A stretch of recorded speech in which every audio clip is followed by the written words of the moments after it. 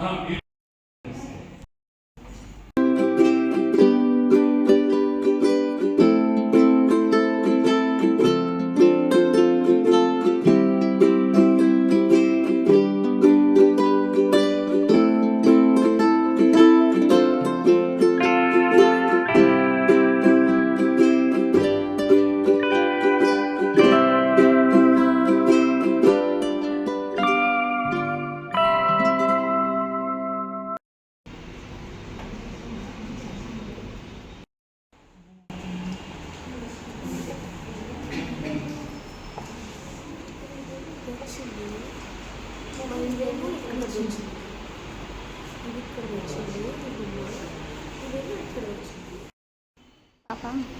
అలా చెప్పకూడదు, వాళ్ళు గెస్ట్ చేసుకుంటారు.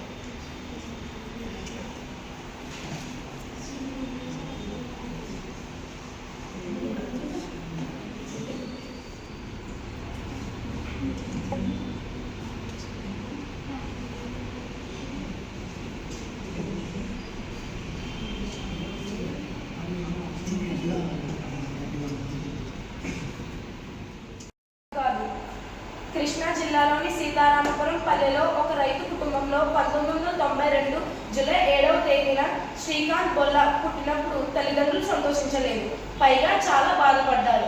ఎందుకంటే అతను 2 కన్నుగుడ్లు మూసిపోయి పుట్టాడు కాబట్టి. ఆ పూరి జనం అయితే మరో అడుగు ముందుకేసి ఆ పిల్లవాడిని ఎలా వదిలించుకోవాలో కూడా సలహాలు ఇచ్చారు. కానీ అమ్మ నాన్న అలా చేయలేదు. మేము బతుకున్నంత వరకు వీడిని బాగా చూసుకుంటాం, మేము పోయాక దేవుడే చూసుకోవాలి అని అనేవారు. కళ్ళు కనపడకపోవడం తప్ప బడిలో శ్రీకాంత్ అందరికంటే చురుగ్గా ఉండేవాడు. కానీ ఇంటర్లో నీవు గుడ్డివాడు కాబట్టి సీటు ఇవ్వలేమని కాలేజీలు చెబితే శ్రీకాంత్ కోరికెళ్ళి గెలిచి అడ్మిషన్ తెచ్చుకున్నాడు. తోటి పిల్లలు ఎగతాళి భరించలేక చదువు మానేసి 2 ఏళ్ళు ఇంట్లోనే ఉండిపోయాడు. మళ్ళీ హైదరాబాద్లో స్కూల్ ఫర్ ది స్పెషల్లీ ఏబుల్డ్లో చేరాడు. అక్కడ కూడా పిల్లలు అవమానం పెట్టారు. అందరూ తనను వదిలేసి వెళ్ళిపోతుంటే బాధ తట్టుకోలేక బడి వదిలేసి పారిపోతుంటే ఒక టీచర్ పట్టుకుని చంప చెల్లుమనిపించింది. అది అతని జీవితంలో గేమ్ చేంజింగ్ మూమెంట్. ఆ టీచర్ ఆడియో టేపుల్లో పాఠాలు వినిపించింది. ఇంటర్లో ఎంపీసీ చదివి 98% సంపాదించగా ఎగతాళి చేసిన వారు అవక్కయ్యారు. కానీ ఐఐటి వాళ్ళు సీటు ఇవ్వమన్నారు. నిరాశపడిన అతను అమెరికా యూనివర్సిటీస్లకు ఎంట్రన్స్ ఎగ్జామ్లు రాస్తే స్టాన్ఫోర్డ్ మరో 2 యూనివర్సిటీస్ అడ్మిషన్ ఇవ్వడానికి ముందుకొచ్చాయి. Srikanth Howard Massachusetts Institute of Technology అమెరికాలో చేరాడు. అక్కడ బ్రెయిన్ కాగ్నిటివ్ సైన్సెస్లో చేరి తొలి అంధుడిగా రికార్డు పొందాడు.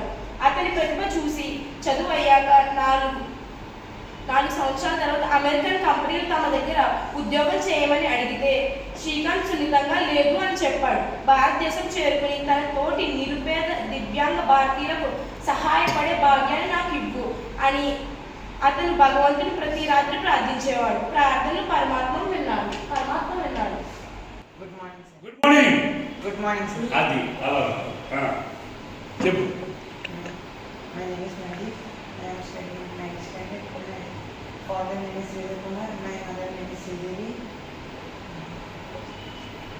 ఏదో మర్చిపోయారు. నేను